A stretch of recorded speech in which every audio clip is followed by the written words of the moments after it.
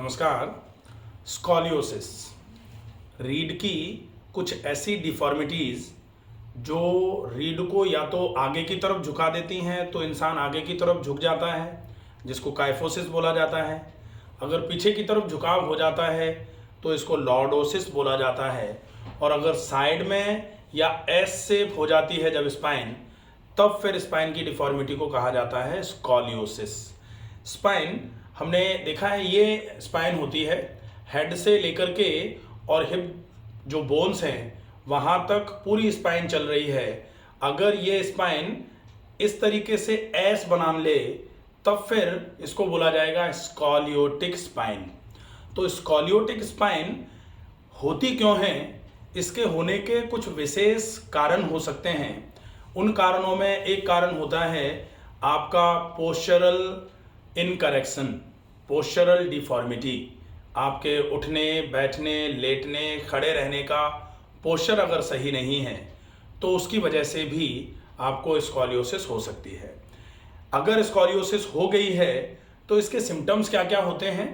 Symptoms में एक तो पीठ में दर्द हो सकता है, या फिर आपका कर्वेचर जो है, जैसे जैसे स्पाइन जहाँ जहाँ जाएगी तो आपका पूरा का पूरा ट्रंक का जो एरिया है, गर्दन से नीचे से लेकर के और हिप तक का जो एरिया होता है वो थोड़ा बहुत टेढ़ा हो जाता है।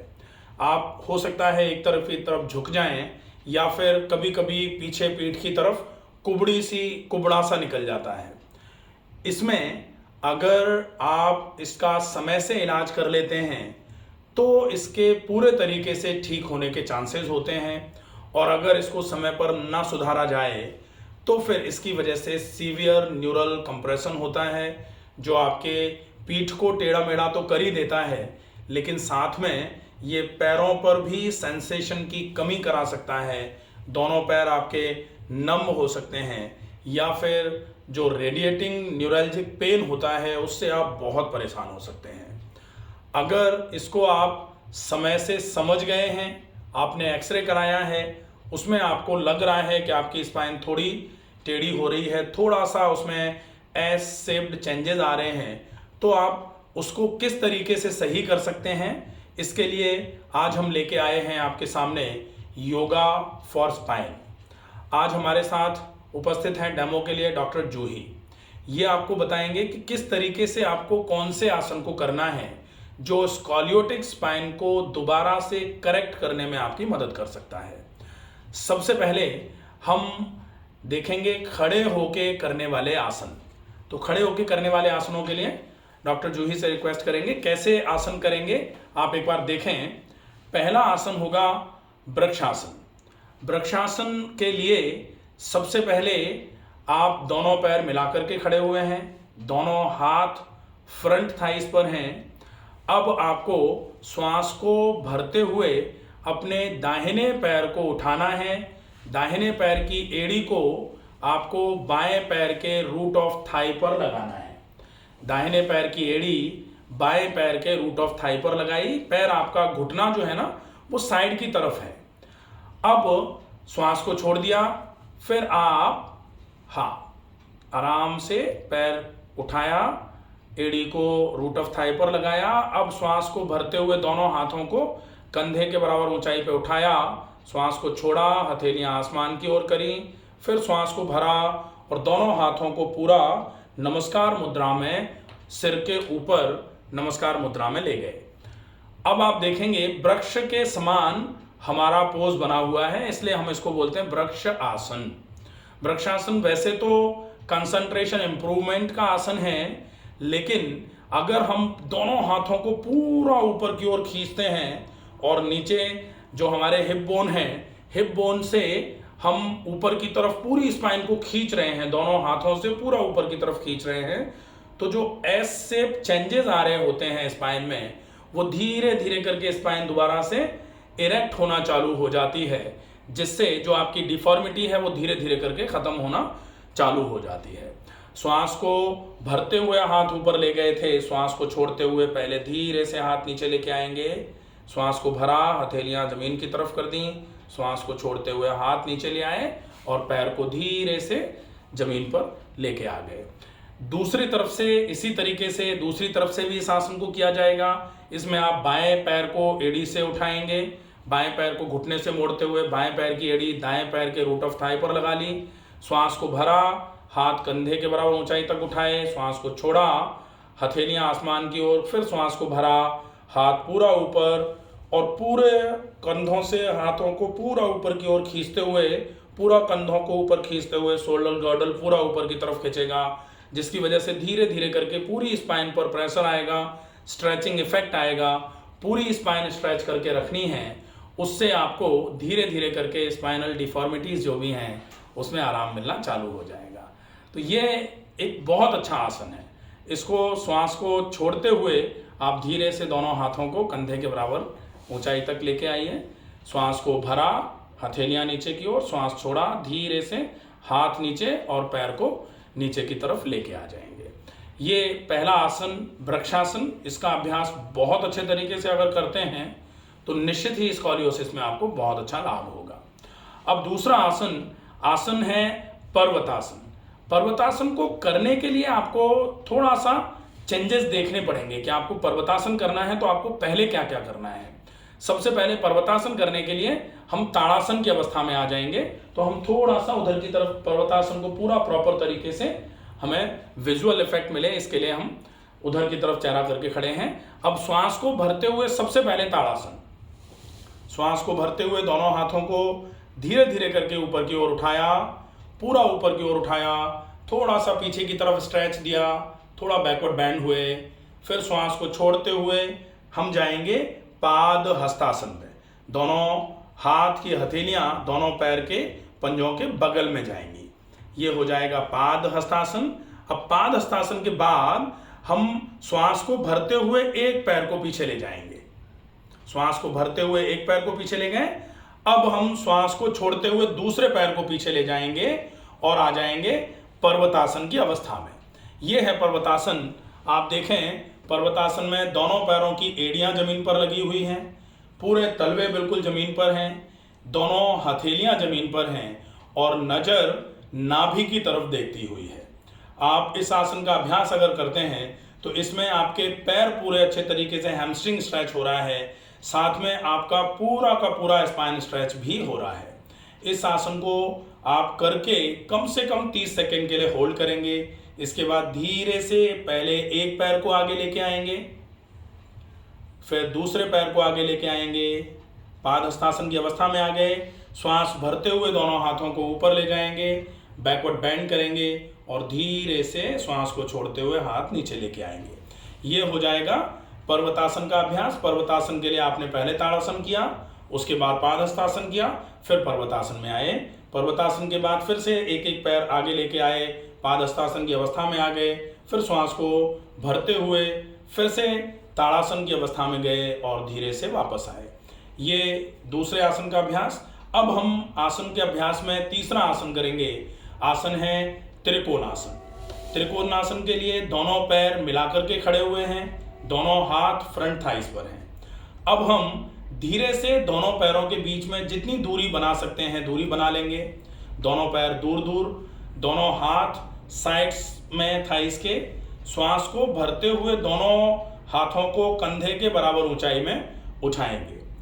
अब श्वास को छोड़ते हुए अपने दाहिने हाथ के पंजे को बाएं पैर के पंजे पर लेकर के जाएंगे। अब दूसरा वाला हाथ, जो ऊपर वाला हाथ है, वो बिल्कुल स्ट्रेट ऊपर की तरफ रहेगा। नजर आपकी ऊपर वाले हाथ की हथेली की तरफ रहेगी। आप इसमें देखें कि स्पाइन इसमें स्ट्रेच भी हो रही है, साथ में ट्विस्ट भी हो रही है। तो ये बहुत अच्छा आसन है। इस आसन को करके आप 30 सेकेंड तक होल्ड कर सकते हैं। यह आसन आपके लिए बहुत इफेक्टिवली आपकी मदद करेगा। श्वास को छोड़ते हुए आप आसन की अवस्था में गए थे। 30 सेकेंड जब पूरे हो जाएं, श्वास को भरते हुए धीरे से वापस आएंगे। कंधे के बराबर ऊंचाई में हाथ हैं। श्वास को छोड़ते हुए धीरे से हाथ नीचे लेकर के आ जाएंगे। ये एक तरफ से होता है। इसका अभ्यास आप दूसरे तरफ से भी कर लेंगे। बाएं हाथ की हथेली दाएं पैर के पंजे पर जाएगी। श्वास भरते हुए दोनों हाथ ऊपर उठाए, श्वास छोड़ते हुए बाएं हाथ की हथेली दाएं पैर के पंजे पर और दाहिना हाथ सिर से ऊपर सीधा छत की तरफ, आसमान की तरफ, नज़र पूरी जो हाथ ऊपर है उसकी हथेली पर, पूरे अच्छे तरीके से बैंड किया हुआ है और कंप्लीट ट्विस्टिंग है इसमें। आसन को करके 30 सेकंड तक होल्ड करिए। जब 30 सेकंड पूरा हो जाए उसके बाद धीरे से आप श्वास को भरते हुए दोनों हाथों को कंधे के बराबर ऊंचाई पे लेके आएंगे। श्वास को छोड़ते हुए धीरे धीरे हाथ को नीचे लेकर के आ जाएंगे। ये हो जाएगा त्रिकोणासन। खड़े होके करने वाले आसनों में अगर आप केवल इतने आसन कर लेते हैं तो ये भी बहुत पर्याप्त होगा। इसके बाद अब हम कुछ आसन पेट के बल लेटकर करने वाले करेंगे। पेट के बल लेट के करने वाले आसनों के लिए सबसे पहले हम खड़े होने की अवस्था से बैठने की अवस्था में आ जाएंगे और धीरे से पेट के बल लेट जाएंगे। धीरे से पेट के बल लेट जाएंगे। पेट के बल लेट के करने वाले आसनों में पहला आसन जो हम करेंगे, आसन का नाम होगा शलभासन।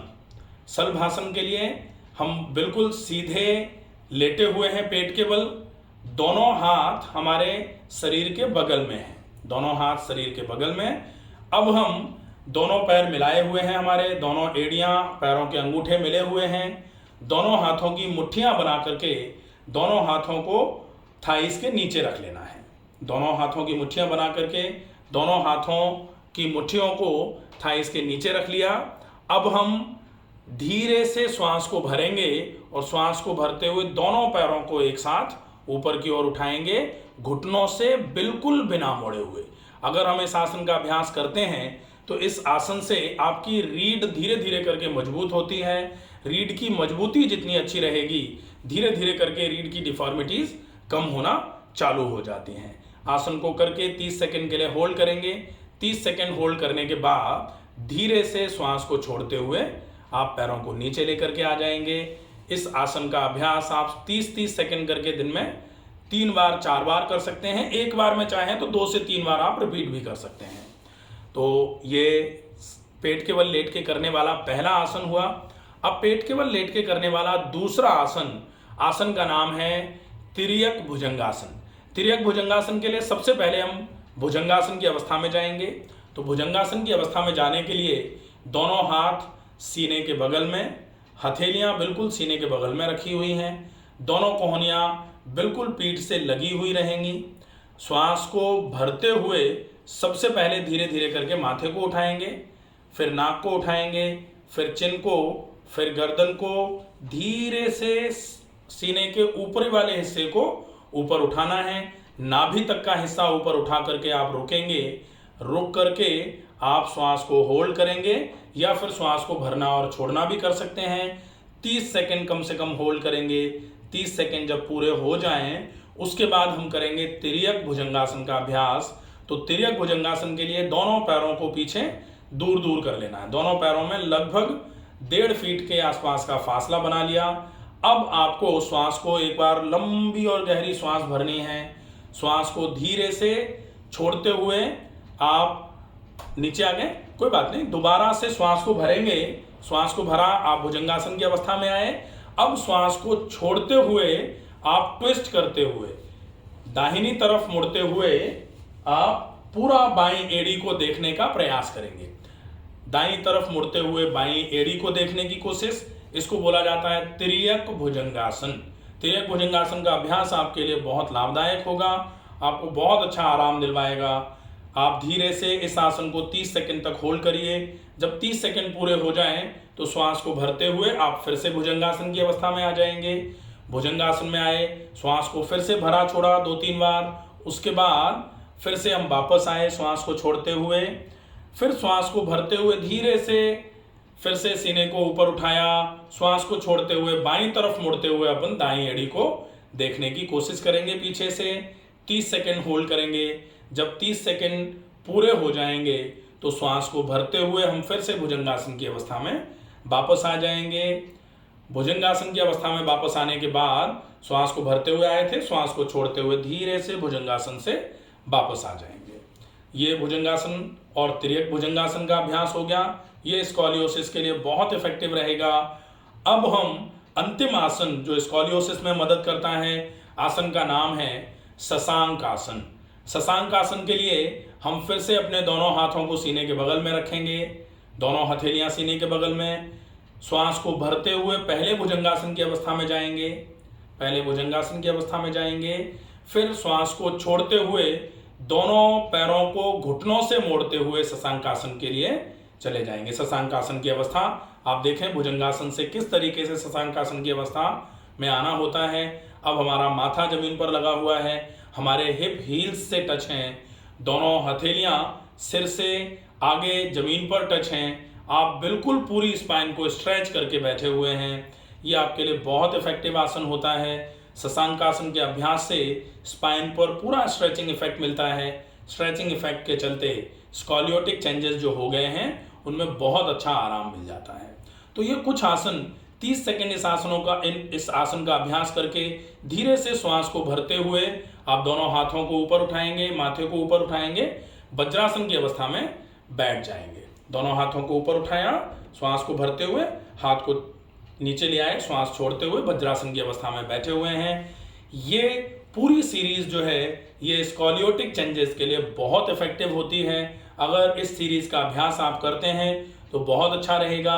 आसनों के अलावा न्यूट्रिएंट सप्लाई अच्छी हो पूरी बॉडी में, आपके बोन तक अच्छे तरीके से न्यूट्रिशन पहुंचे, अच्छे तरीके से ऑक्सीजन पहुंचे, अच्छे तरीके से न्यूट्रिशन में कैल्शियम, फास्फोरस, विटामिन डी ये पूरा अच्छे तरीके से आपके टारगेट ऑर्गन तक पहुंचे। इसके लिए बहुत आवश्यक है कि आप ब्रीदिंग एक्सरसाइज करें। तो ब्रीदिंग एक्सरसाइज में नाड़ी शोधन, अनुलोम विलोम और डीप ब्रीदिंग का अभ्यास, इतने आसनों का अभ्यास करने के बाद आप 10 मिनट के लिए कर सकते हैं। वो भी आपके लिए बहुत उचित रहेगा, बहुत हितकारी रहेगा। आशा है ये स्कॉलियोसिस के लिए योगा फॉर स्कॉलियोसिस का वीडियो आपको पसंद आएगा। ज़्यादा से ज़्यादा लोगों तक इस वीडियो को पहुंचाएं ताकि ज़्यादा से ज़्यादा वो लोग जो स्कॉलियोसिस की वजह से बहुत परेशान हो रहे हैं वो इन आसनों का अभ्यास करके इस समस्या के भयावह जो परिणाम होते हैं उनसे अपने आप को बचा पाएं। स्वस्थ रहिए, सुरक्षित रहिए। धन्यवाद।